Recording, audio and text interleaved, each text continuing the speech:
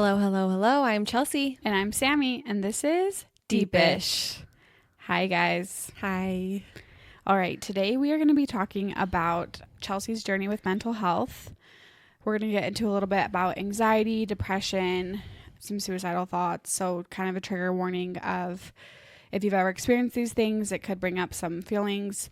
But we do really pride ourselves in vulnerability and really believe that it can form connection and that sharing your story is really powerful. And so I'm super proud of Chelsey for being willing to put this out there. And I think it's something that a lot of us struggle with. And she has been through a lot and has come out on the other side. Hearing her perspectives and things is going to be really powerful for a lot of people who are going through it right now. And I think a lot of people will really be able to connect to your story. Thanks. How are you feeling about it? Oh, I'm nervous. It's just, I feel like I am very open with the people that I love in my life, but to others, I'm not so open. Mm-hmm. And so it is very vulnerable for me to talk about these things. But I do, like you said, I've seen with this podcast, you've been so vulnerable and open about the stuff that you're struggling with and dealing with. And that has been so powerful for you to voice those things. But also we've received such good feedback and people being like, yes, I feel seen and heard. And I feel like this is something that so many people deal with. So hopefully they can feel seen and not so alone. Because there was times in my life where I felt very alone. This podcast has really shed some light on that, of me feeling like being open is a personality trait where you're like, yeah, I'm just super open and talk to me about whatever, ask me whatever. But I really think, especially lately with some of the things that you've been going through, I'm realizing like, no, like there's a reason why you're guarded, or there's a reason why some topics are harder to talk about because there are so many other emotions tied to them. And I think understanding that and really getting to the bottom of that and being like, okay, no, this is something I'm going to protect because there's a lot more tied to it. But I think when you did start opening up about your recent journey with getting off anxiety meds and seeing how many people responded to your story and felt what you felt, and those created really good conversations and connection with people, you're realizing like, holy crap, a lot of people are going through this, and me sharing about this is so powerful. Kind of opens up that door. Yes, absolutely. And that was what I noticed. And it just goes back to what we always say, that vulnerability does provide connection. And one, I'm craving that, but two, I want people to feel seen. Mm-hmm. And anxiety, depression, intrusive thoughts, suicidal thoughts, like all of those things are things that most people have dealt with most of their life or some of their life. And it's such an internal battle that you like, is this just me or am I crazy? And then hearing, oh no, I have intrusive thoughts too. It's like, whoa, I thought that was just a me thing. And then hearing that someone else has it, it's like, okay, I'm not alone in this. Yeah. And I think with any mental illness, it's part of the devil within those conditions is they make you feel so alone and they want you to feel so alone. Mm-hmm. Because it feeds it more, but you're like, I don't want to talk about this. No one else knows what I'm feeling or thinking. And so it just snowballs into it. And so I think that's why it is so powerful to speak up and say what you're going through, because then other people can be like, no, I am too. And then you can form those connections and get through those hard times together. For sure. So why don't we go back to your memory of the first time you ever felt anxiety or depression? I don't know how old you were when you first felt that feeling, but can you go back to that moment of, whoa, what is this? I've suffered mainly with anxiety in my life, but before that, like childhood, I was never an anxious kid. But later into my teen years, I did suffer with severe depression. Now looking back on it, knowing the terminology, it was depression from probably sophomore year till my freshman year in college. I was severely depressed. But it's weird because you think of it as, oh, you're just like walking the halls so gloomy and sad all the time. But that's not how my depression manifested. It was like, I need to plaster on a happy face. I need to be strong. I need to smile in the halls, be friendly, be kind, be nice, be bubbly. And then at night, it was like, I am so sad. I would just cry myself to sleep every single night. And then like later on into college, it was isolation. Like I want to isolate myself. I don't want to be around people. So that's when it was at its peak. But in high school, it definitely, I don't think people would look back on me in high school and be like, oh yeah, Chelsey, for sure I can see that she was depressed. Do you feel like that came from outer sources? Was it the hard parts of high school, friends fitting in, boys, those type of things that manifested, or were there other things going on in your life that you felt were the external forces to depression? Yeah, I had a lot of family stuff growing up. And then my sophomore year in high school, my dad actually went to prison. And so we can obviously get into that another episode of that reality. So it was sophomore year in high school, my dad gets arrested, goes to prison for 10 years. And my whole world obviously shattered and crumbled. My family crumbled. My 3 older siblings were out of the house at that point. They were off in college and living in other states. And so it was just me and my little brother and my mom, and we lost everything. But I was also dealing with like a lot of,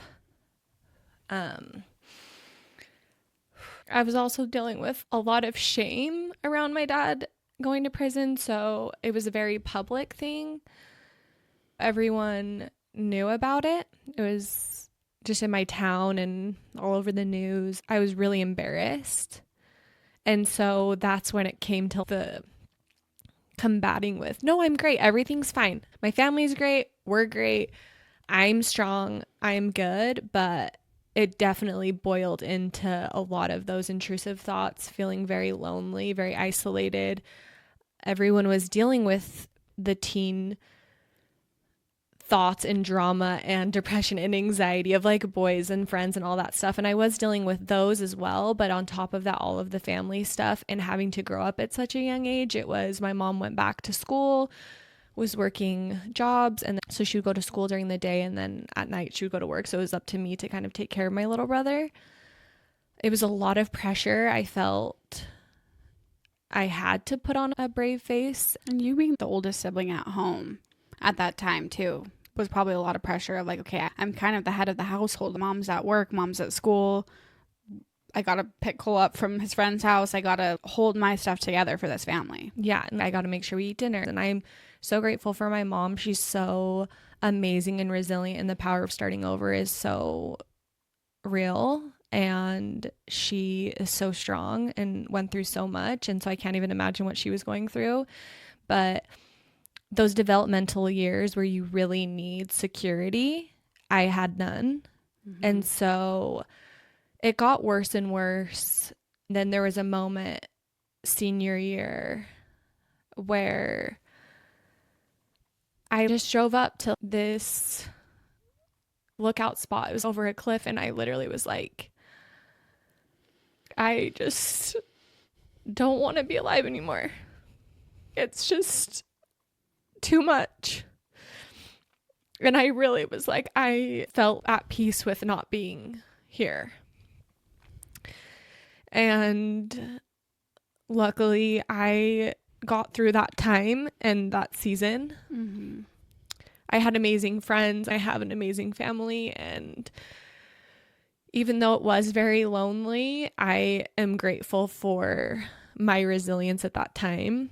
And I just want to give my younger self a hug in those moments because I did show up for the people that needed me. And I'm grateful for how I handled that situation and proud.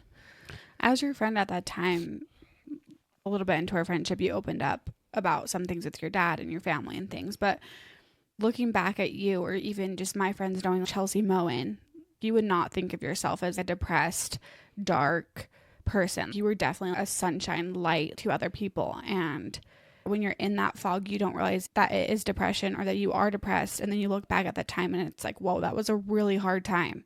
And I got through a lot of really hard stuff.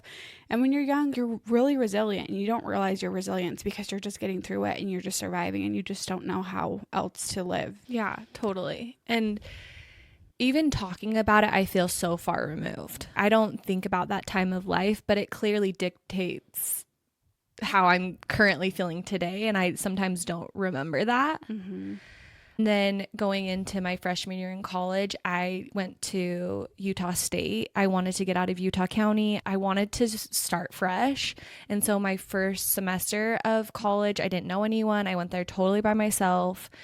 it was amazing. I was so happy, and it was distraction, distraction, distraction. Like, let's go. And then second semester, it all hit me. Your reality is still your reality, and you've been avoiding a lot of these feelings. Mm-hmm. It hit me so hard. And wintertime, I always get a little sad. I was severely depressed. Like, that is the picture of depression. I emulated that. Just locked in my room, missing classes, not really showering, eating all the junk food. It was really bad the second semester. Zero friends. People would knock on my door to come play, and I was like, no, I don't want to.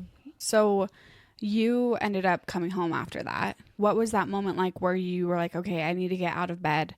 I need to change my surroundings. I need to get back into a different routine? Because obviously, like you said, you just barely acknowledged how that manifested for you with the depression of that second semester. But coming out of that, what did that look like?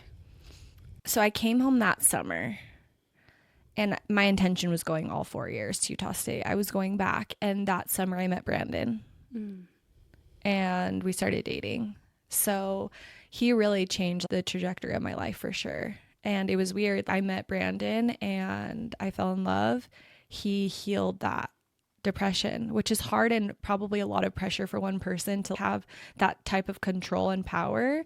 But who he was, he just healed so much of me and still does today, and eases a lot of those childhood discomforts. So I remember coming out of that fog and haze, and that hum of sadness dissipated, and I felt truly happy for the first time in a long time. Yeah. So was that the tail end of the depression phase? When do you feel like the anxiety started to kick in? Probably throughout high school. There was moments of anxiety tied with the depression, but depression definitely was the main thing I was suffering with. So I never would consider myself having anxiety before that point. And then there was one night me and Brandon were just having a conversation, and we got into a disagreement, and it was late at night, and he was like, okay, I want to continue talking about this, but it's late. I'm going to go home. We'll talk about it later. And I could not handle it. I was like, we're not good right now. And I felt so unstable and out of control in that moment, where I wanted us to be good, and we weren't completely good. We were fine, but I was like, we need to be in love and good before you leave. I was so panicked about it. And he was like, Chelsey, we're fine. I love you. It's just almost 1 a.m. I have to go. We'll talk tomorrow. And I had a panic attack, my very first panic attack. Yeah. So how did that manifest? What did that feel like? Real quick, going back to high school, do you feel like you were a little bit more codependent on boyfriends or friends, or like being at other friends' houses, or looking for stability in those things? Brandon obviously was a little bit of stability, and so maybe this panic attack is feeling like, oh no, I'm losing this stable ground. But do you feel like you clung to that a lot in the past with other friends or boys? For sure. That's chronic. Always had a boyfriend. Such a chronic relationship girl, because I needed a companion so bad, and I tended to find the broken people, and that's probably going back to my relationship with my dad. Maybe there was a fix-it mentality. I can't change that, but I can change this. Yeah. And so I always went for the bad boy, or someone that was suffering with something, and their stuff was always bigger than mine, which is funny looking back on it, because I was going through a lot. I probably needed to seek something more stable and more support, and so I was seeking the ones that had quote unquote bigger problems than me, and then I was always trying to save them and their stuff, and I didn't really have to talk about what I was going through. It was their stuff. And so with Brandon, it was so different, because he wasn't suffering from all these traumatic things. Yeah. Had a really stable family, was really even keeled, really level-headed. Not dramatic. It wasn't this toxic love at all. Which, can I just say that it would have been so easy for you to get into a relationship with someone who is like your dad, or someone who is toxic, or you could chase that. And getting in a relationship where it's stable and it's no drama, that can feel like an adjustment, and I don't want to say boring, but kind of boring at first, where you're just like, oh no, I'm used to this up and down, highs and lows. And I'm just so glad that you ended up with someone like that and that you chose that for your life. And we'll get into that more. But I just think that took probably a lot of discipline and fighting for what you want out of life. Yeah. And I will say, Brandon was, it was weird. I felt like a shift in my world where he became like the one that would have gotten away if I didn't end up with him. Yeah. From the very beginning, I was like, this is different, and I've never felt this way. Yeah. And so it was easy to let go of some of that toxic relationship, toxic love. But also I tried to drag that into our relationship in the beginning. I was so dramatic, and he was like, no, just chill out. We're fine. And so this first panic attack, we were probably dating for, I don't know, 6-7 months. We were together for a while. Yeah. And it manifested, it felt like I was having a heart attack. I was like, I can't breathe. My heart feels like it's going to explode. I want to pass out. I thought that it was a heart attack. I lived with my sister at the time, and her and Brandon took me to the hospital. Oh, really? Yeah, they took me to the hospital. We got checked out, and they were just like, it was a panic attack. And I was shocked. I was like, what are you talking about? Like, I was about to die. Yeah, I literally was about to die. And after that point, it was the catalyst for panic attacks. So now that I knew what it was, I didn't know how to cope with it, but it was weird. I felt it wasn't a constant state of anxiety. It was good, good, good, good, good. I think it was feeling out of control led to a lot of those. Something would trigger, and then within 10 minutes, a panic attack, like a full blown can't breathe panic attack. Do you remember the thoughts that you're having as you start spiraling into that panic attack? Like, oh no, I'm going to lose Brandon. Or do you have recurrent thoughts that kind of spiral you into that panic attack? No, it's very different now than it was back then. I feel like it was Brandon. Still to this day, I'm really bad because Brandon needs space and time when we have a disagreement, and I need us to be good immediately. I need him to forgive me, or I want to work it out right now. And he's like, I need 10 minutes to just collect my thoughts, calm down, and then we can come to agreement. And that's really hard for me. I've learned to give him space. He's learned to come to me sooner than he wants to. And we have that really good compromise now. It's taken us 10 years to get there of marriage. But back then, the thoughts, it was very family based. When I would think about my dad or my situation, or I was somewhere that people were really stable, I would see that, and that made me upset. It was very differing. And then it would just trigger that. But it wasn't like, oh, for a whole day I woke up feeling panicky and anxious and it's overtaking me. It was very much where I'm so good and then I'm not at all. So that was about 4 or 5 years of that. So you and Brandon had dated for that like first 9 months or so, and then you broke up for a little bit. That was probably really good for you mentally to be like, okay, I'm going to be on my own for a little bit. I'm going to cope with a loss that was a big loss for you. I feel like you did really good during that time. So how was that transition? How was your mental health during that time, parting from Brandon? I think when we first dated, so we were together close to a year before we broke up, I was very codependent on Brandon. And he's an 18-year-old kid, and that was probably a lot for him. Yeah. Not even dealing with his own stuff, not really understanding mental health. He came from a very stable household. His reality was extremely different than mine.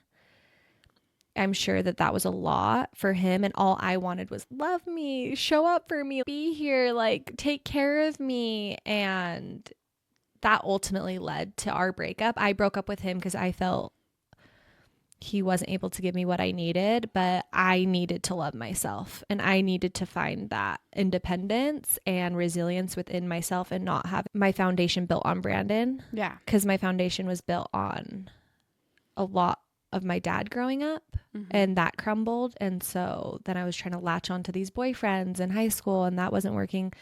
Latch onto Brandon. And so when we broke up, it was so necessary for our relationship and me as an individual. If that would have continued on, I don't think that we would have a very healthy relationship. And I really started coping mechanisms then. And learned to find some self-confidence, some growth within that. And so when we got back together, we were more teammates within that. He wasn't my savior. Yeah. He was like, let's do this together. He was a support system, but not your savior or your crutch. Yeah. So how was your mental health during that time though? When you're like, okay, it's just me, I'm on my own. Did you ever have to talk yourself down from panic attacks, or were you just having fun that year and really trying not to? I think I was having a lot of fun. It was really hard, very hard, because I loved Brandon so much. I was dealing with heartbreak, but I was dating a lot, but just silly dating.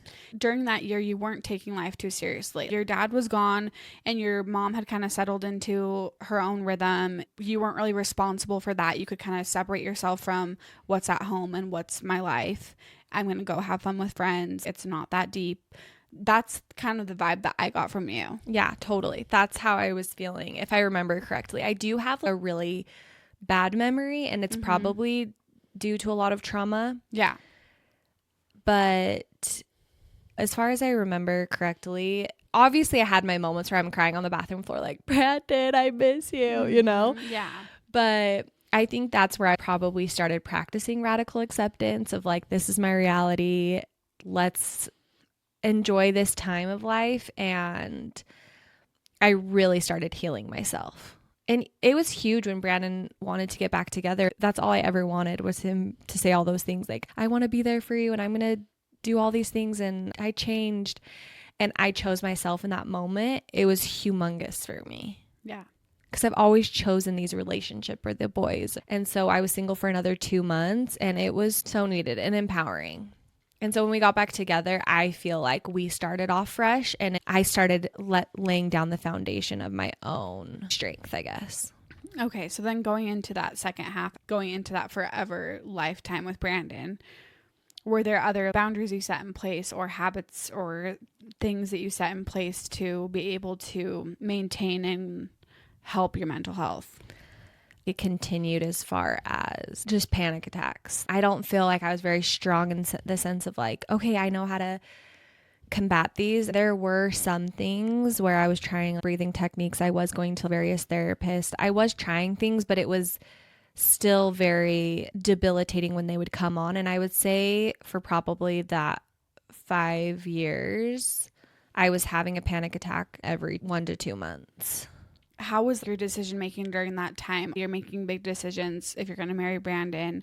When you marry Brandon, okay, what are we doing with our careers? Where are we going to live? When are we going to start having kids? How did those play into it?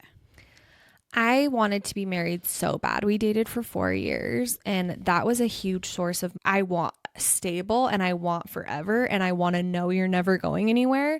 And I think towards the end of our relationship, that was a cause for probably a lot of my anxiety, was like, I want to be with you and I don't want to just date anymore. But also the church comes into it as well, where I felt immense pressure to get married in the temple, to be on that path. And up until that point, we weren't ready to get married in the temple. And so I felt a lot of pressure and Brandon felt a lot of pressure from me to get married in the temple.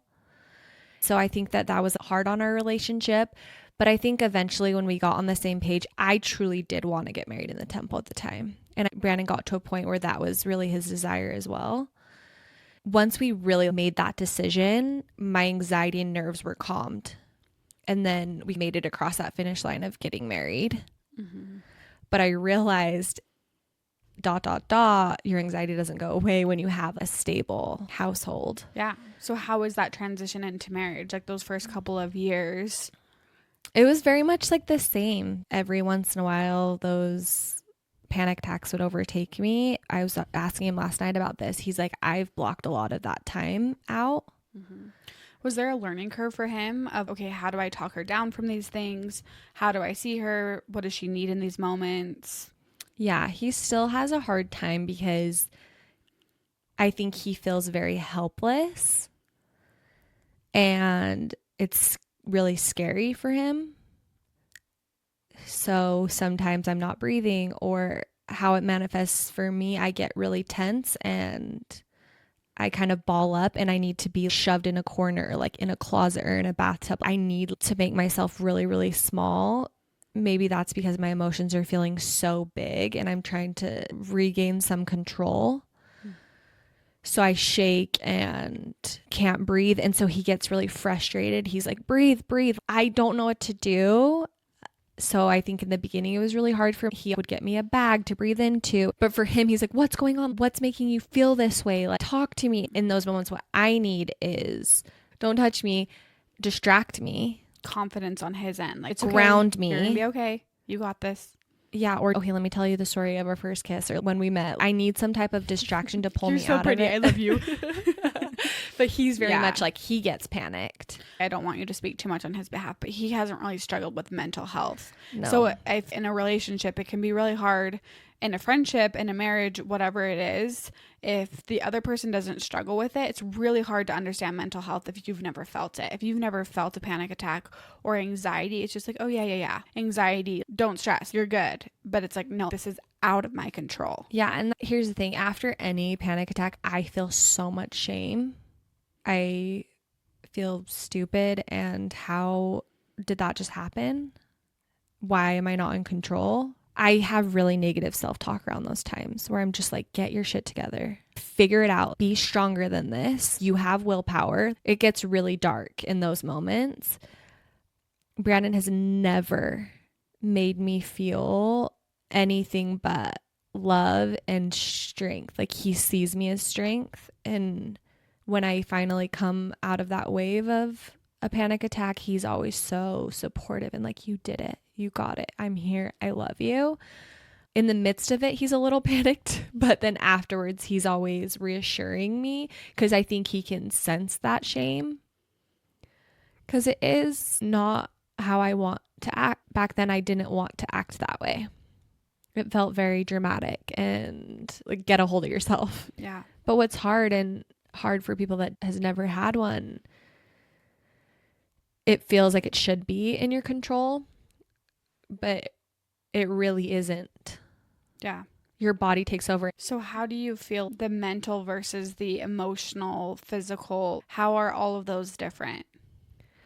I think back then it was like ruminate on a thought, spiral into, I can't stop thinking about this. And then my body took over of the tense. My hands get fist into balls, and I always would break the skin on my palms, like half moons in my hands. I don't know what that is, but I wanted to hurt myself in those moments to take me out of that feeling, but also, you're such an idiot. Like, get over it. Stop feeling this way. I wanted to just slap myself in the face, like, get over it. Mm-hmm. And then it's a combo of mental and physical at that point. And then you come off of it, and then it's very mental shame. That was my pattern. And at this time, when you went to the emergency room or when you were having these panic attacks, did you ever get like Xanax or depression meds or anxiety meds or anything at this time? No. There is still a huge stigma around medication. That felt like absolutely giving up to me. Where you're like, I can get through these little spouts. I am going to get better. I'm going to really work hard, work through my trauma and not need that. Yeah. And I was very much good until I wasn't. It wasn't like on a day-to-day basis debilitating by any means. I was like, I got this, and then I didn't. Yeah. Probably the year before having Lennox, my oldest son, I was deep into self-help. And I was like, I got this. I can do everything. Your mind is so strong. That kind of stuff. How were those times? I remember you would text me back, I'm so into self-help right now. Like, when I think of the word self-help, I think of Chelsey, because it's just self-help development, like all of that. Was that like a band-aid or a mask for it? Or do you feel like it genuinely helped? I think it helped. I just never really had luck with therapists either. So I was like, I'm taking this into my own hands. And my dad did get out of prison that year, the year before Lennox was born. And I was like, I gotta just get all my shit together and be so strong, because this is going to be a tidal wave of new emotions. Did you kind of think like, okay, once my dad gets out and my family is healed again, this is going to go away? Yeah. Yeah. Okay. I was like, everything's going to be right and I'll be healed. And it wasn't. And it wasn't. How was that on your mental health? Like you said, you were bracing for impact. There's going to be a huge tidal wave of new emotions dealing with the end of this story, my dad getting out of prison. What did that do to your mental health at the time? At first, I was so excited and relieved and happy. And then reality sunk in that my perception on my dad might not be what I always thought it was. Did that set in right away, or was there a honeymoon phase? Honeymoon phase for sure. And then the rose-colored glasses were off. And I realized, oh. Because those rose-colored glasses stayed on for a couple years, right? Yeah, the whole time he was in prison. And we can talk more get about into that later. Yeah. But basically, I was so supportive and loved my dad and was his number one cheerleader. Most of my siblings didn't talk to him. My mom didn't. And so I was his lifeline. And I felt like I needed to be that for him. So when he came out, rose-colored glasses, my dad's back finally, what I've been wanting for all these years, everything is going to go back to normal. I had a lot of expectations. And once I realized he might not be who I perceived him to be, it was earth-shattering. It was devastating. Kind of your worst nightmare coming true. What if this is actually real and you actually are this person? Yeah. What do you feel like being his lifeline did to your mental health? Do you feel like that put a lot of pressure on you and contributed to the depression? Yeah. Or do you feel like it helped your mental health at that time of still having that connection, that daddy-daughter relationship during that time? No, it definitely led to my depression. That whole scenario was absolutely the cause of it. Even losing everything, being so poor, going from a lot of money to no money is a stark difference. And understanding what that no money looks like, where it's your mom's like, we need food stamps. Yeah. This is not just, oh, we lost our fancy house. We have to work together as a family to make ends meet. Yeah, it was intense. So all of that would have led to some type of mental stuff, but it was definitely very much that relationship with my dad, the sadness and lack of control of that situation and empathy. I've always said I'm an empath, whatever, but it really stemmed from putting myself in my dad's shoes at those times and feeling so just devastatingly sad for him. I think I was never angry. I never experienced anger the whole time he was in prison. Was never upset, was more just sad, lonely, all of the sadness emotions in that umbrella. That's what I was feeling mainly. My other siblings were dealing with a lot of anger and those negative emotions. So when he got out, realizing you might not be who I perceived you to be, I had a wave of anger. Yeah. Yeah. So you get pregnant with Lennox. How was your pregnancy and your mental health during your pregnancy with him? It was not good. I was working at the time a very intense high pressure job. My dad just got out of prison. I was pregnant with Lennox. My body could not deal. My whole entire body from head to toe, I was covered in lumpy hives. And I was like, what is this? Went to the doctor, did all the biopsies. I couldn't figure it out. And then I went to another doctor. They're like, this is stress induced. Like from your pregnancy or other external work, dad? I think one doctor was like, you're allergic to your baby. And then another person was like, I think you can't handle all of this. Like it was all coming to a head when I was pregnant with Lennox. It was like dad getting out, anger, all these additional emotions, high pressure job. Then I'm pregnant and my body just couldn't handle it all. So I ended up having to quit my job at 20 weeks because Brandon was like, you can't do all this. You got to focus. Then Lennox comes early. He was 33 weeks. And there's probably a lot of reasons. They don't know exactly what happened, but I do feel like it was stress induced. So then once Lennox comes early, he's in the NICU and your whole world changes. You're a mom now. Did you put all that stuff with your dad and mental health and stuff on the back burner? I'm focusing on my baby, and the NICU can put a certain amount of stress and depression and anxiety as a mom who has to leave her baby behind. The whole time I was pregnant with Lennox, I wouldn't classify as anxiety. It was more stress. I was so stressed. After Lennox was here, reality finally was setting in, where my whole reality shifted into this little human, where nothing else matters. Literally get your crap together, because this baby is your priority. But then comes the postpartum. How did you do with postpartum? It was a nightmare. So he's in the NICU for a month. I'm grinding.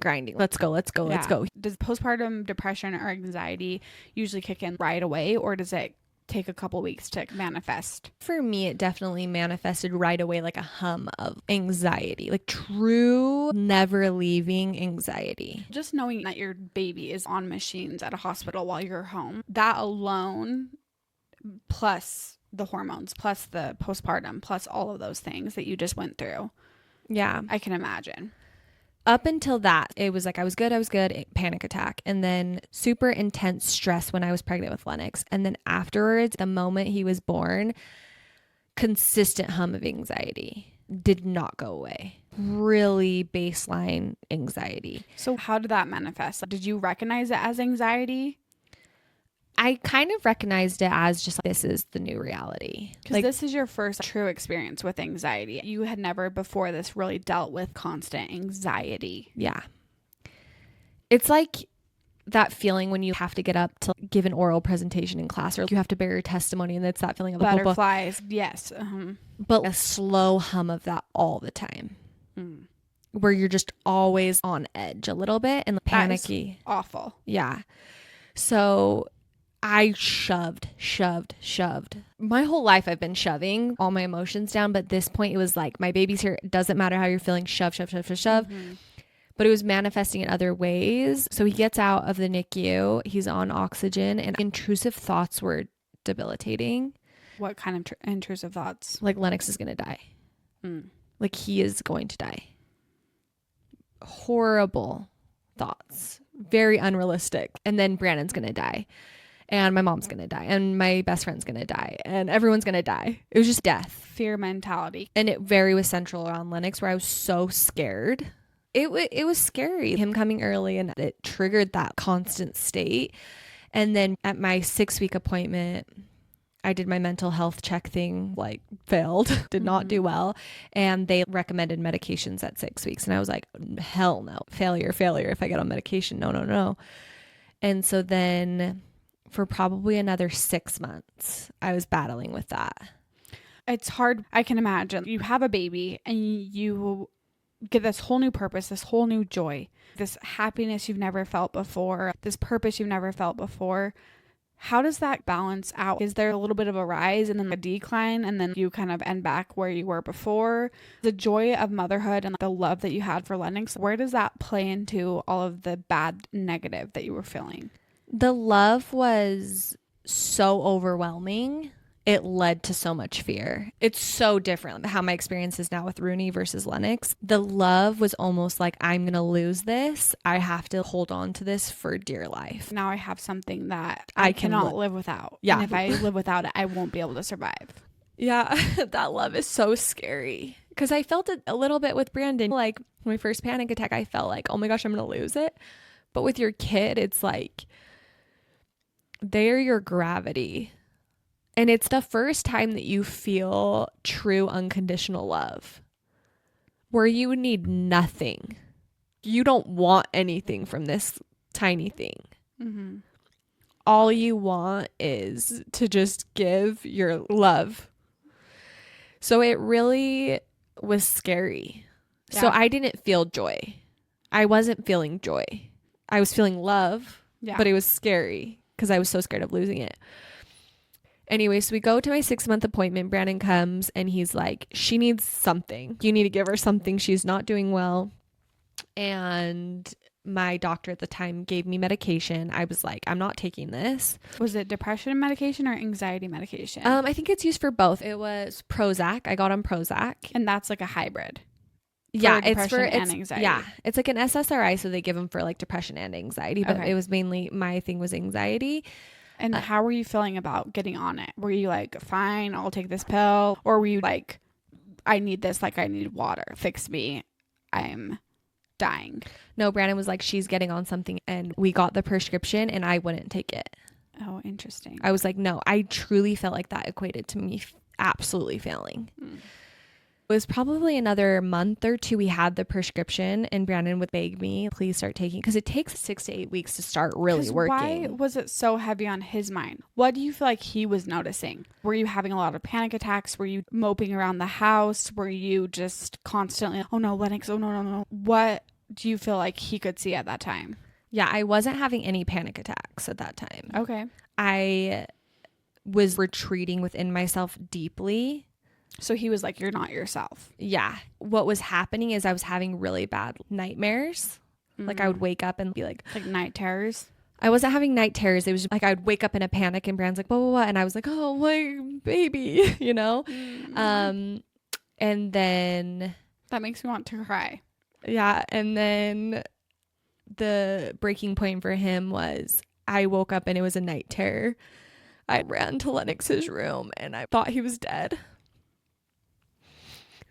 And so I like grabbed him and was holding him and was just rocking him, and Brandon was like, what? And I actually asked him about this and he was like, I don't remember. I think that was a very traumatic time for him. And after that, I realized I have a problem. I can't do this on my own. And for the first 10 days, he made me take it. Like, he would watch me take the pill. And he was so sweet and reassuring. Like, this does not in any way mean you're failing. You're winning and you're accepting help. It took about 6 to 8 weeks to start working. My whole world changed. Like, what did that start feeling like when it started working? It was like, oh, I can manage my life again. I can get up, I can do things. I definitely wasn't super happy. Do you feel like you could still feel joy and happiness, or was it, now I'm just at ground zero and that's better? Definitely ground zero. Ground zero for sure. And then I would say about a year in, I started like, wow, this is getting fun. I'm enjoying this. I probably felt that for about 3 or 4 months. I'm feeling happy, then tanking again, super bad anxiety would go in. They'd up my dose. So maxed out with Prozac. And then I was trying to get pregnant. Why would they up your dose? I would go in for my wellness checks or whatever they do, the questionnaire, and I was always super low, and I could feel it. Like, I'm overwhelmed. Yeah. Unmanageably overwhelmed. And then they up my dose, maxed out a Prozac, and then I got pregnant with Riggs, and I was like, I need something else. Can you continue to take that when you're pregnant? Yeah, you can. But I mean, there's risks. Yeah. But Prozac's like pretty safe in pregnancy. But they switched me over to Lexapro after Prozac. And then I was on Lexapro while I was pregnant with Riggs. How old was Lennox when you got pregnant with Riggs? He was a year and a couple months because they're 22 months apart. So was there a time when it was just you guys and Lennox that you were like, I'm happy, this is working, my mental health is good? Or was it like Band-Aid taped together and then you get pregnant with Riggs? No, there was a 3-month time frame where I was like, I'm happy. You got put on bed rest when you're pregnant with Riggs. When you're at that doctor's appointment, what does your mental health do when you receive news like that? Is it like, oh no, it's going to happen again, he's going to come early? Do you start spiraling? Yeah, I was spiraling. I was pregnant with Riggs and they switched me over to Lexapro because I was already starting to feel like super panic and Prozac wasn't working anymore, and I was already taking the max dose of Prozac. So they switched me to Lexapro, and then it was working. It definitely helped. I don't think I could have done it without it. I was really anxious, but I was able to get through that time with Riggs, and I had a lot of support. My doctor was amazing with Riggs, but it was really hard. I got on bed rest when I was 20 weeks. He came at 36 weeks, so he was still early, but it was an intense pregnancy. Did the progesterone shot starting at 16 weeks. And then there's that added pressure, like it's going to all happen again. I'm scared. So I was definitely anxious during that time. But with the medication, I know I couldn't have done it without it. Because during pregnancy, I feel like this is a common theme. Of course, every mom is nervous and stressed when they get bad news. But you just have to relinquish control and be like, come what may, whatever's going to happen is going to happen. And I have to try and stay calm. I have to try not be stressed. I have to try and be okay for this baby so it can grow and be healthy and come. So I'm sure that adds a layer of pressure too. My main goal in life is to get this baby here safe. Oh yeah. And motherhood in general, you kind of feel on the back burner sometimes, you as a person. What does that do to your mental health? I mean, that's why every mom's low-key on Prozac. It's really hard. That shift of it not being about you anymore. I'm sure it shifts and changes as you raise kids, because then when they become teenagers, you have to swallow your freaking pride because they're being so rude to you and your feelings don't matter. You have to be the bigger person. Yeah. And I will say, for me at least, having kids kind of healed a little bit of victim mentality. I know that's not the case for everyone. I think sometimes that can trickle into motherhood or parenthood in general. Because you're not the main character anymore. Yeah. You're like, who cares? Exactly. I probably should have still highlighted some of my traumas and dealt with them. But for me, I was like, your stuff doesn't matter. Keep this child alive. That's your only priority. So then you continue with Lexapro during Riggs. He comes. He was the only baby that wasn't in the NICU, which God bless. It was the most amazing experience. Being able to take your baby home. I'm so glad you had that. And Lennox was in love with him and it was amazing. But 2 under 2 is brutal. Yeah. Yeah. That's so close. Yeah. They were very close in age and it was rough. It was really, really hard. So then it's COVID. He's born April 1st, 2020. So it's the heart of COVID. So was Brandon able to be home and help you? Yeah, he was home, but the world's going to shit. I have 2 under 2. It was a rough time of life. And after he's born, I have anxiety, but it switches probably 4 or 5 months into depression. Really? What does that shift feel like? I was just sad. And I will say, here's the thing. I'll take anxiety over depression any day. Really? Why? I feel like depression, you're feeling nothing but sadness. And anxiety, you're feeling everything. So depression just feels so sad. Yeah. And you feel like who you are is off somewhere. Yeah, it's just gone. And with anxiety, it's like at least sometimes you're feeling happy, sometimes you're feeling sad, sometimes you're feeling mad, sometimes you're feeling... It's everything in one ball heightened. Yeah. But at least you're feeling something. And it comes in waves too. Yeah. If you can get your mind off of it, you can feel immense joy. If you can manage it, you can be happy. I mean, yes, I will say after Lennox, the anxiety never went away. And I hate that feeling. But the depression, and it's just life, like the circumstances, you're just home all day. I couldn't go out with my boys. I was just trapped inside. Yeah. I was scared of the state of the world. You know, I'm freaking Cloroxing all my groceries. Yeah. I mean, a lot of people felt anxiety and depression at that time. Yeah. So I go to my doctor. They switch me to Zoloft. So why? So while I was pregnant with Riggs, I think I was on a pretty high dose of Lexapro because I got off my 6-week check. They were like, we're going to up your dose of Lexapro because it's not working. Was on it for probably a few months. And then I was feeling depressed, so they were like, let's switch you to Zoloft. So is Zoloft another hybrid or is it just depression? No, it's a hybrid. So it's another SSRI. So it hits one point of your brain that's supposed to help with anxiety and depression. So how was that transition? It was good. And at this point, I had just come to the decision, I'm married to these medications. I'm going to be on these the rest of my life. When I switched over to Zoloft, I was scared because I had been on 2 previous medications in only a few years and they weren't working. I was on these really high doses. When I got on Zoloft, I felt okay because I just need something to get through the day. But also kind of disappointed that they're just chucking medication at you. Yeah. And I was not trying to get to any root causes of any of my issues at this point. Yeah. You're deep into motherhood. You're like, that's a future Chelsey problem. I'll deal with that someday, but not today because I have to raise these babies and try and be happy and enjoy these years, and I'll deal with this later. Yeah. So then you're on Zoloft. Are they adjusting your dose, or are you on this pretty high dose? I'm doing pretty good. Yeah. So I'm on it for about a year and a half. Get up to the max dose of Zoloft. Okay, just slowly climb your way back up to the max dose. And my metabolism is super fast. Like something is happening where these medications are not working. And at that point, I was really scared. Like these aren't working. So my third medication, I'm on the max dose. So you were still feeling anxious, or was it depression? Like when did it switch back over to anxiety after this depression Zoloft I feel like transfer? once I was on Zoloft, my anxiety and depression were managed. But every time I would go in and do these mental health checks, I was so disappointed in the healthcare system because I was like, this isn't working. You're just upping my dose and upping my dose. And I was getting more panicked. What do you feel like you wanted from them? Because would you rather them say, go to therapy, or what else could a medical doctor do for you? Yeah, that's a good point. I don't know. I guess I was like, fix me.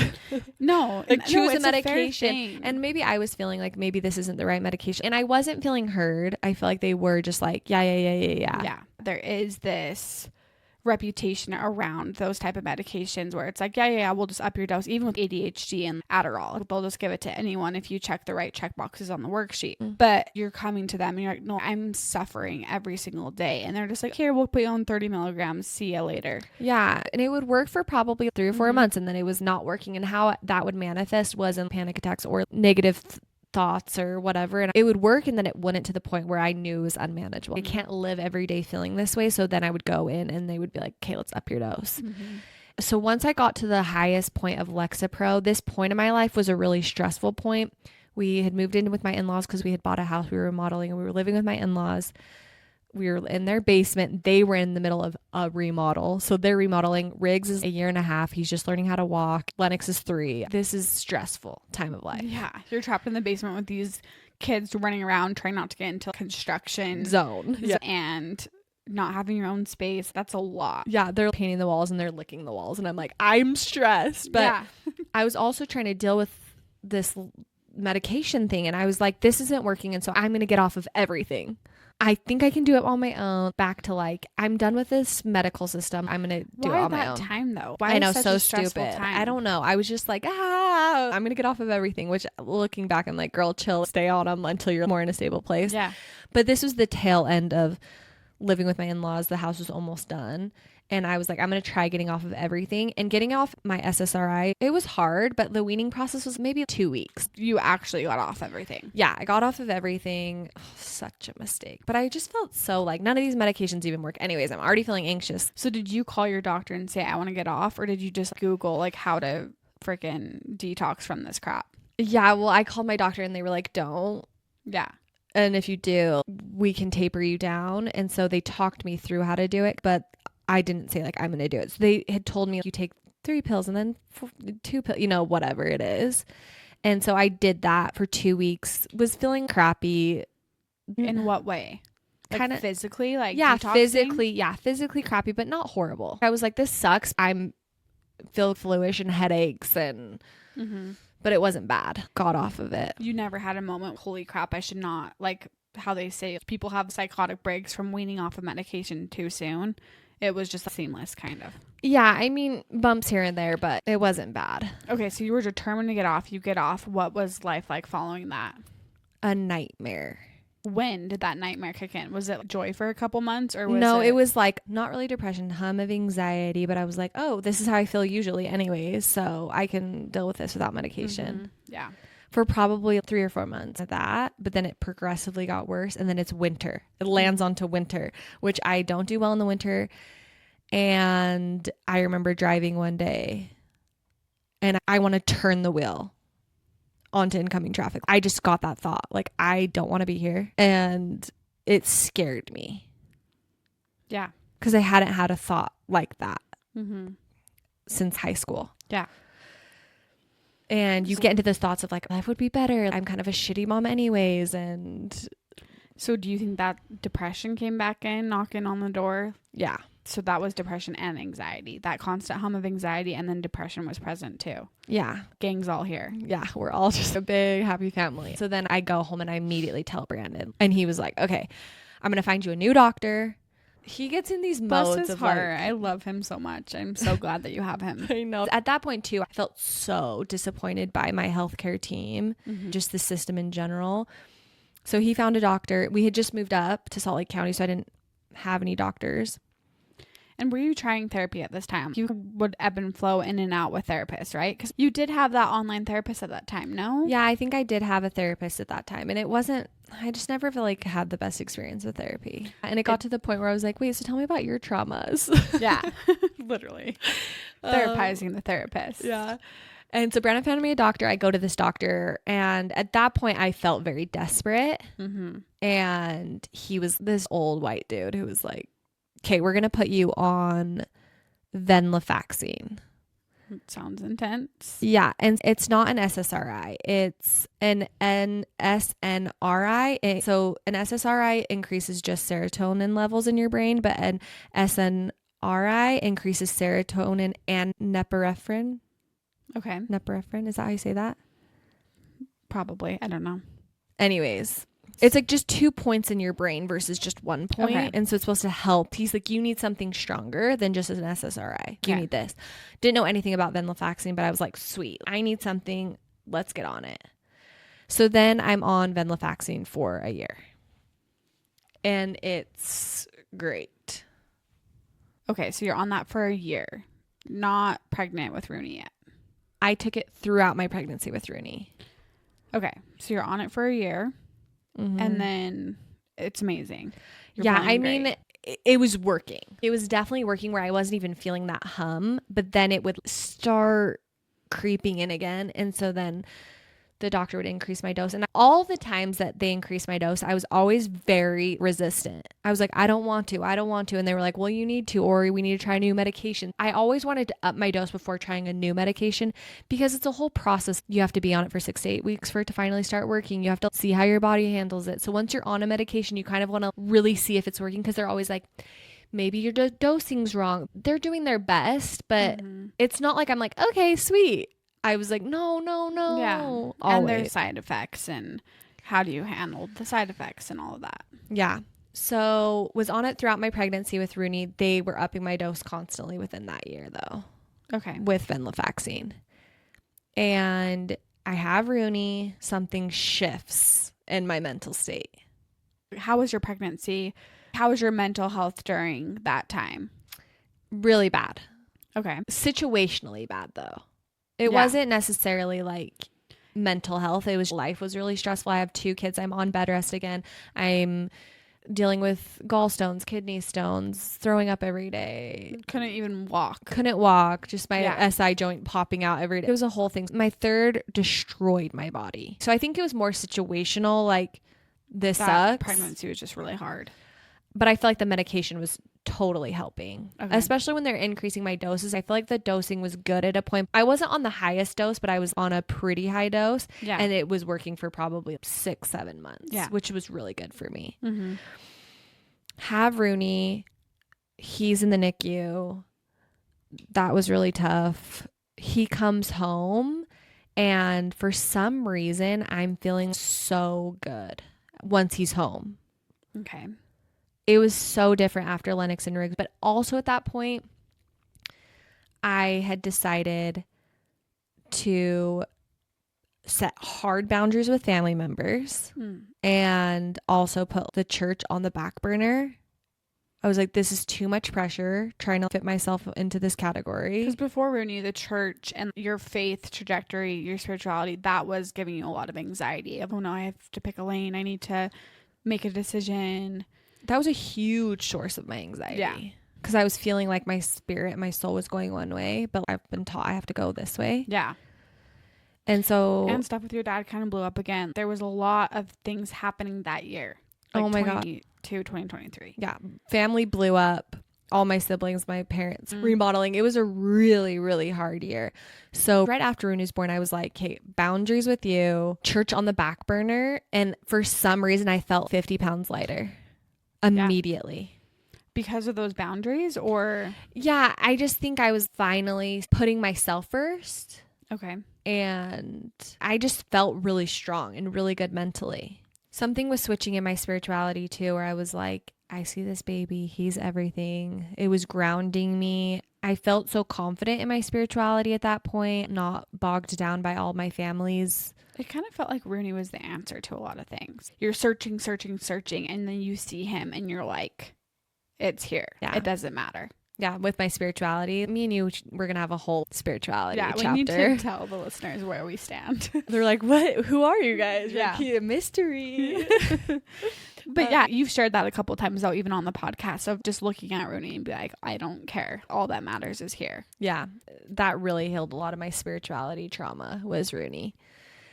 And then I told Brandon about 4 or 5 months after Rooney was born, I was like, I want to try to get off medication for good.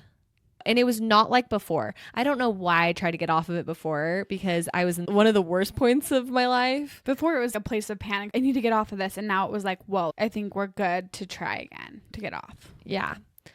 So I talked to my doctor and was like, I want to get off venlafaxine. And he was like, no. What was his reasoning or reaction? He was just so resistant. He was like, no, just stay on it. We can lower your dose a little bit if you want, but no. And probably 2 or 3 visits, he was very resistant to it. And I was like, okay, why? Yeah. Then he starts telling me it's notoriously horrible to get off of. Cool. Thanks for telling me that. I was like, what are you talking about? He was like, it's one of the hardest medications to come off of. You get horrible withdrawals. The withdrawal process takes 6 months to a year to get off of, the weaning process. Wait, what? You did not tell me any of this. When putting me on this. So I was like, okay, well, I can do it. Let's go. It's such a gradual detox process. Mm-hmm. Horrible. So you say, let's go. What was that process like? It took me 6 months to get off of it. And what were you feeling during that 6 months? Physically, emotionally, mentally, emotionally, that's just doesn't even matter. It was all physical. Really? So for the first 2 weeks of the month, because you would cut your dose like every month. Okay. So for the first 2 weeks, for me, the biggest one was muscle aches. It felt like you had the flu, but it felt like my bones were literally on fire. Ugh. Inside my bones. That's all I could classify it as. It's not even so much muscle. It felt in my bones. Mm-hmm. So painful. And then I had brain fog, nauseous, throwing up. At least every month, the first week I was throwing up almost every day. Horrible aversion to lights, overhead lights. I was like, oh my gosh, I feel like I'm going to pass out. And then brain zaps. Like your brain is like, tick, and you're walking and then all of a sudden it zaps your brain. And my body was so addicted to this medication. Yeah. Like so addicted. So it would be 2 weeks of the month. Horrible. The last 2 weeks I was like, okay, my body starts adjusting to the new dose. Yeah. And then they cut it again. Yeah. I wasn't even dealing with my emotions because it was all physical. I was like, I can't survive this. Yeah. So 3 months in, I was like, I can't do it. I'm going to stay on it. I can't do it. And then I start looking online and I'm researching and I'm just seeing all these people, all these horror stories about this medication. Coming off of it or being on it or what? Coming off of it. Okay. And there was this one guy, I felt so validated. I was like, Brandon, watch this. There was this guy that was saying he was a full-on drug addict. I can't even remember what his drug of choice was, but he was like, it was harder for me to get off venlafaxine than it was to detox from meth. What? No, literally, it was like heroin or something. I was like, wait, whoa, what? But I think how he did it, he was like on a high dose and then the next day he just stopped. But it was crazy. Even prior to me getting off of it, if I missed a pill, I would take it at the same time every night just before I would go to bed. If I missed 3 hours or 4 hours, I started feeling sick, even while I was on it, but I didn't think anything of it. Yeah. I would start feeling kind of fluish and nauseous. But with this, your body's so addicted to it. Yeah. Yeah. So reliant on it. Yeah. And so I get down to the lowest dose. So I was off the medication and then the week leading after was definitely the worst when I was completely off of it, taking nothing. Because the last week, I think you do like a pill, no pill, a pill, no pill, a pill, no pill. And then you go no pill, no pill, pill, no pill. Like it's very, very gradual. And so then when it was like, no pill, no pill, no pill. And then like the fourth day I didn't take a pill, my body knew, where's my pill? Mm-hmm. Horrible. Just throwing up nonstop. Oh my gosh. So what helped you during that time? How did you get through that? You're just throwing up nonstop, and how did you not just be like, fine, I'll just be on this for the rest of my life? 3 months in, I was like, I can't do it anymore. So I think that month I kept taking it. Just the lower dose. And then Brand's like, no, you got it. You got it. He was so motivational and he was so supportive during that whole time. Good. I couldn't do any of this without Brandon. Jeez Louise. But Jeez Louise. I finally, the last week was the worst, but Brandon bought me this compression device. You put it on your legs because it was in my bones so deep. Like I needed the pressure to relieve it. Did you have him lay on you or push on your freaking legs and arms? Oh my gosh, yes, I remember. I forgot about that. Yeah, I would lay on the floor, the hard floor, because I didn't want it on a bed where it was like a soft surface below me. I want it on the floor, and I'd be like, sit on my arm right now. Your whole weight, sit on my arm and crush my arm. He's just like, you are a freak. Yeah, this is so weird. This is freaky. So he bought me this compression thing where when you put your arm in that machine and it does your blood pressure, it was like that for your whole body. So I would do those. That really helped. And then I think I was taking ibuprofen and sunglasses all the time, thick black glasses, and just like mobbing to carpool pickup. This mom's getting off her anxiety meds. But also I felt so lonely at that time. Yeah, probably just nobody could relate, and people don't realize, no, I'm actually going through hell right now.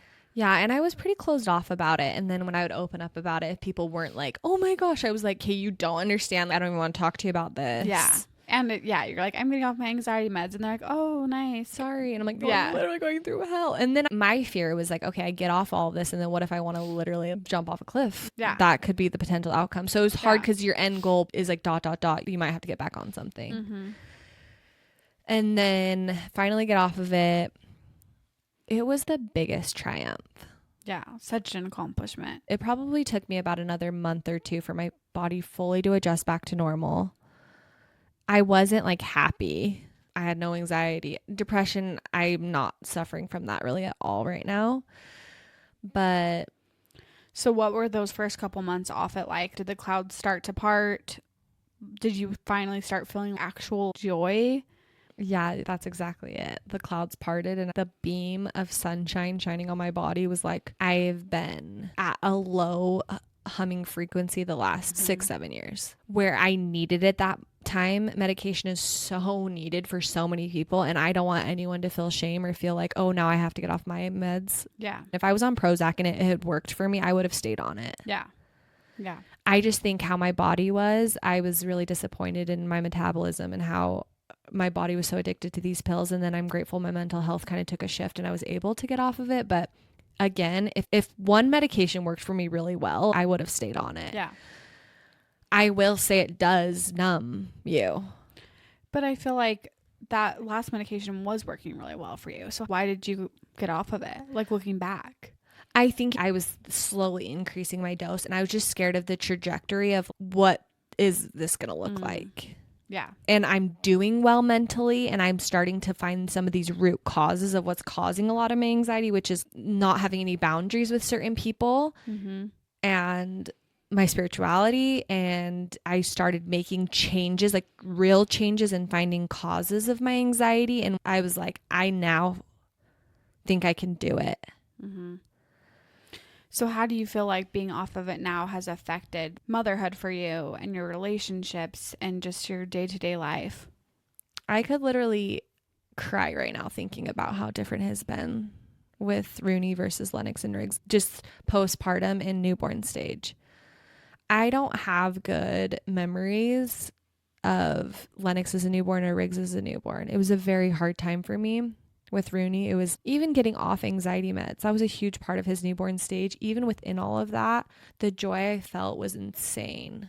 I remember there was a point after I was off the medication. So Rooney was probably close to 10 months when I was fully off of it. I had him on my chest and was holding him, and I had never experienced that kind of joy with my babies. Where it wasn't fear love. It wasn't depression, gotta get through the day love because I love you guys so much. It was like, I am happy. Yeah. I am present. This is pure love. And I realized I love feeling feelings. Wow. Yes. Good. Feelings are amazing. Love is amazing.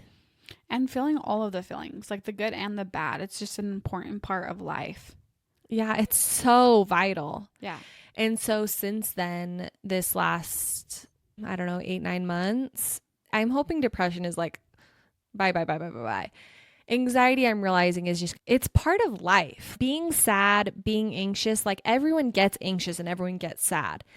So I'm really learning to live with that and have it be a guide how I want to live my life. If something's causing me severe anxiety, let's really try to get to the root of that. Let's listen to your gut. Let's listen to your spirit. What can we do to change this moving forward? That's how I'm going to dictate my life. I'm hoping that as of right now, I feel very stable and subject to change. Maybe something will happen and I'm not like meds are so scary. I will never get on venlafaxine ever again in my whole entire life. Yeah. That's a no for me. But do you feel like it's also just the stage of life that you're in that's making you feel so stable? If you would have told yourself back in 2022 or 2020 or all of these times that you've been on it, or someone who's deep, thick into it right now, it sounds ideal in the best case scenario. Do you feel like it just was the time and the season of your life that you were able to handle getting off of it? it's weird though, because I feel like my day-to-day life is a lot more anxiety inducing than it was with just one kid. Yeah. I have 3 kids now. Started a podcast with my best friend, have a household to manage, have a relationship, have friendships. Like life is a lot more stressful actually than it was. So the season of life is probably more intense. But maybe you've built up enough tolerance. Yeah, tolerance. And again, I feel like finding some root causes. Honestly, the church was causing me a huge part of my anxiety. And then the relationship with my dad is still ongoing, but that has really affected my mental health. So setting those boundaries in place, I think it is more like, let's cut these off at the root and then I can grow as a person still. Yeah. So how do you feel like you face those situations when a panic attack does arise? Something has you feeling anxious, boundaries crossed, or a trigger comes along. How do you face those now? Do you ever have moments where you're like, whoa, where's my meds? Or do you feel like you have tools in place that help you with those? Yeah. Sometimes I'm like, I wish I had a medication if I was having like a panic attack. Do you have Xanax or anything on hand in case you had a really bad one? Not anymore. I did. And my doctors offered me some that are not, because none of these meds I was on are technically addictive. And I'm like, quote unquote. Yeah. They're not going to get me high, Yeah. you know? And then I would have medication. I forget the name of one that I would take. It was like a Xanax, but it's not called Xanax. That if I had a panic attack, I would take. I don't have anything anymore, but there are some days where I'm like, oh, I wish I had something. So now being off of it, do you feel like there are times that you have to come face to face with anxiety, depression, or panic attacks, like things that maybe make it worse, or when you're in those ebbs and flows of mental health that still trigger it? Yeah, I feel like right now, the biggest things that trigger it for me is if one thought spirals. If I cling on to something and spiral, it can still take me down a dark path.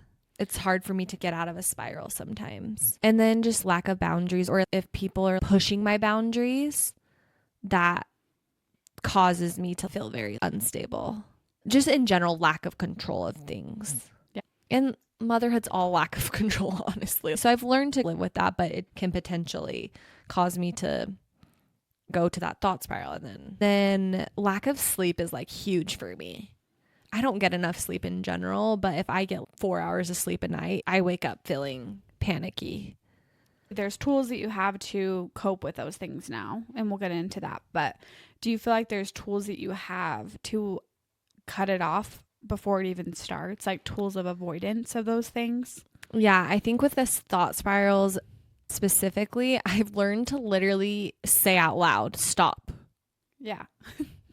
Like, stop, this isn't real. Mm-hmm. Like the other night, My mom was driving home from work and I hadn't heard from her or something. And I just started spiraling, like, she's going to die. She's going to get in a car accident. She's going to die. Okay, what's that going to look like? I have to tell my babies, like, those intrusive thoughts. Yeah. But I spiral until my mom's dead. Okay, now I have to plan her funeral. Like, it was so dark. And then literally I said out loud, stop, your mom's alive. This is not the reality. Yeah. And that like jolts you, snaps you back into it. Oh, that's right. My mom's alive. Everything's fine. And that in itself is like progress for me, where I'm like, you're in control. This is not the reality. Yeah. So that's really helped. And I do that quite often. And it's like reframing your kind of the wheel. You're like, no. Boom. Go this direction now. Off of this track onto the other track. We're not going down that path. Yeah. And then distraction is huge for me, which is sometimes not the most healthy technique. But for me, if I'm feeling really overwhelmed, I love puzzling. Let's do a puzzle or something that's going to take you out of this situation and put you into another one. And for me, social media is very harmful. I sometimes distract with social media. That's bad for me. But doing something that's something with my hands or just my favorite show, my comfort show. Yeah. Can help ease a lot of that. And then radical acceptance, we talked about the other week, humongous for me. Like, this is the reality. This is what it is. And coming face to face with that. Yeah. And this is not the end of the world. We got this. And as far as supplements, magnesium has really helped me. What does magnesium do for you? I think it really helps with my mental health in general. I take a combo. It's like 3-in-1, different types of magnesium, and it really helps with my mental health. Because I've taken ashwagandha, holy basil, all these different ones, and I haven't seen a ton of success with those. But everyone's so different. That's the thing. So whenever I was starting to try to be a little bit more holistic, I tried all of those and I didn't notice a huge change, but magnesium has really helped me. That's really all I take is a prenatal, like probiotic and magnesium now. Yeah. At one point, it was like a concoction of all these medications. Yeah. The thing that's so annoying is working out does freaking help with my mental health. Yeah. Those endorphins, man. It's really annoying because I didn't want it to almost. I hate working out. Yeah. Every time I do it, I'm just like, I am feeling better. Yeah. What I've been doing lately, if I'm feeling really panicked, I feel like a panic attack is coming on. I forget what it's called, but you do high intense working out. So if I'm like, I'm feeling really panicky, you get on the treadmill and I just start running. It literally, your body physically can't be in that state of working out and simultaneously be in a panic state. Yeah. It literally takes you out and like you have to be in your body because it needs other parts to like be doing this high intense workout. So I've done that a handful of times and afterwards I'm like, oh, I feel in control now. Yeah. So that's been some of my techniques that and exercising can really release a lot. Like, there's been multiple workout classes that I've just started crying in where I'm like, whoa, I'm connecting with my body. I'm feeling a lot of things. My breath is getting heavier. I am releasing. And then meanwhile, building up those endorphins. It really does help. A panic attack is like a form of release. Your emotions are building and then it comes to a release head. And maybe working out is that form of a release. Yeah. Yeah. And so there's healthier ways to get those emotions out. And sometimes you do just cry and be upset. And when I'm distinguishing too is needing a good cry versus a panic attack. And how many times have we said panic attack in this? Like a zillion. Drinking game. Take a shot every time you hear the word panic attack. It's true, because I feel like even working out can help release some of that anxious energy. And people who suffer from ADHD or OCD or things like that, like getting some of that energy out first thing in the morning will help you not be so like all and day. You do feel like in control. And that's the thing where I'm trying to find the things that are going to bring me in control. But I will say I'm feeling so much joy lately. And I haven't experienced that. Yeah. And it's sometimes overwhelming, the good and the bad. But I'm realizing I'd rather feel these feelings than be right now in the stage than be numb to life. Yeah, numb. I want your advice too, because I think it can be a really tricky thing trying to navigate anxiety, depression, and when to get on medication. I remember like 6 months ago, I was having a really hard time. I was feeling super anxious. Even just driving in the car with Hayden, we go up to Salt Lake pretty frequently, and just being in the car, I feel like I'm going to die every time I'm in traffic. It is physically like I can't breathe. I'm like clutching the sides of the car. There's been times in my life where I'm like, should I get on medication? Will this help? And then I try and push through because the thought of a medicated journey sounds intense, or me thinking about wanting to get pregnant. I'm like, maybe I'll just get pregnant, have a kid, and see what happens. But then I picture myself having those intrusive thoughts, because even with my nieces and nephews, like I'd be driving in the car with them and I kept having this thought of like, oh my gosh, Chloe's just going to open the door and fall out of the car. Random stuff like that. And they're not even my kids, you know? So I'm scared for the future of motherhood and anxiety and all those things. But I've been so resistant to get on medication, and I don't think I need it right now. But I think a lot of people feel that way, where they're like, should I not? Should I go see a doctor? I need help. How do you navigate that? And now that you're out on the other side, what would be your advice to someone who's considering medication or even dealing with it? There's truly no shame in getting on medication. And I felt that clearly for so long. I was so resistant to it, and I needed medication. Mm-hmm. I will say that right now. Like, in order to be alive today, I needed to have that journey. It got you through those years. I think I would suggest, if your anxiety is unmanageable to the point where there's a constant hum where you're not able to live your daily life, I think medication could potentially be so beneficial for you. Yeah. It is something where obviously you do have to go to a doctor, but being patient, because you might not always find the best doctor right away, which is such a bummer. Yeah. But finding someone you feel safe with to really be able to discuss your concerns and feel really good and validated and have a plan. Yeah. My experience getting off venlafaxine is so different. If like you got on Prozac for a year and decided to get off, you'd wean off it for a week and be fine. It doesn't have to be like a life sentence of, okay, I have to be on this forever. Yeah, because I'm realizing with venlafaxine, some people are on it for 35 years because they're too scared to get off of it, because it can be so hard. But most SSRIs, that's what people are on. And if you were anxious, had anxiety, or even depression, you're going to get on an SSRI first. Mm-hmm. You're going to be fine. Yeah. And it doesn't need to be forever. That's another thing. You can be on it for a season, and then maybe things will change and you can get off. I felt like for me, if I got on, I would be giving up, and then I would have to be on it for the rest of my life. And it doesn't need to be like that. Yeah. It can really help you. And even while I was on medications, I never felt shame. Like once I was on them and they were helping, I was such an advocate for it. I was like, get on it. Prozac, it's awesome. But then my thing was, I see where this is going and this isn't. So what about for someone who's in that cycle where they feel like they're on one, they're upping, they're on one, they're upping, they're switching, they're upping, and where you're at doesn't feel attainable to them? That's great for her. She was able to get off of it, but my anxiety is so bad that I could never get off of it when you feel stuck like that. I know. I think it's finding the right medication for you. It's so hard, because if there is a hypothetical person out there, I'm like, oh, I want to hug you. I want to just be there for you and support you.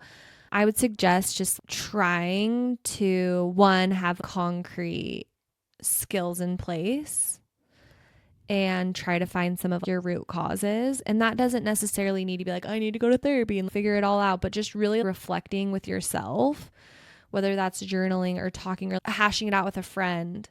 What is really causing me so much of this? And sometimes it's nothing. Like you just feel anxious. Yeah. Like what's the root of it? What makes it worse? What makes it better? And kind of learning to live with that. And again, everyone's so different. Yeah. So it's really hard. Yeah. And maybe I would have, if I wasn't feeling so good after Rooney, I would have stayed on venlafaxine and maybe probably increased my dose and try to find like a good dosing. I would have, because I couldn't have gone back to what it was like after Lennox. That makes sense. I think that's really good advice and super helpful for people who are going through it, because majority of people feel anxiety or depression on some level. Oh yeah. And it is also just part of life. I know I will always feel those feelings, but hopefully I'll have the tools to overcome. So would you ever be open if things got bad enough to get back on medication? Yeah, for sure. For sure. If it was to that point again, I would never go back to venlafaxine, those type of medications, just because They're intense. they're intense. But I would be so open to something down the line if I needed it, or any type of medication for any condition I was dealing with, because it's amazing that we have those resources and we don't have to live that way. Mm-hmm. Yeah, that's so true. No, and I hope that a lot of people listen to this and can connect to it and just feel like, oh my gosh, this is exactly what I've been through, and venlafaxine is a bitch. I know. I feel so vulnerable right now. I'm just talking with you, but I feel so naked. I know, but it's so powerful, and I'm so proud of you for sharing. You really opened up, and that is huge for you. I really do feel like this is going to help a lot of people. I'm really proud of you. Thank you. I love you so much. I love you too. Thank you for sharing your story and just being raw and open and honest. And I really admire the journey that you've been on. And I'm sure when I have babies and when I hit those points in life, I'm going to call you and be like, what do I do? Tell me your tool. And that's why I feel like I can see a lot of people too that are in such a dark place, because I've been there. Yeah. And it really is such a powerful tool to be an amazing friend and be an amazing ally to those people who need it. I'm just really proud of you. Yeah. And there were points in my life where I was like, I will never feel happy or feel joy or feel peace. And I'm here. If I can feel that today, you can feel that. I want people to hear that those feelings do not have to swallow you whole. And that does not have to be your reality. Like, it really doesn't. Mm-hmm. Even though in those moments it feels like it. You will feel joy again. Yeah. Because it takes work. It takes a lot of work and a lot of practice and patience, but you will feel joy. Yeah. And that is enough to hang on to. Yes. Thank you so much for sharing this. I really do feel like this is super powerful, and I appreciate you and I love you. I love you so much. Thanks. You put me at ease, of course. Okay. Well, I hope you guys enjoyed this episode, and we'll talk to you guys next week. Yeah. Love you. Love you. Bye. Bye.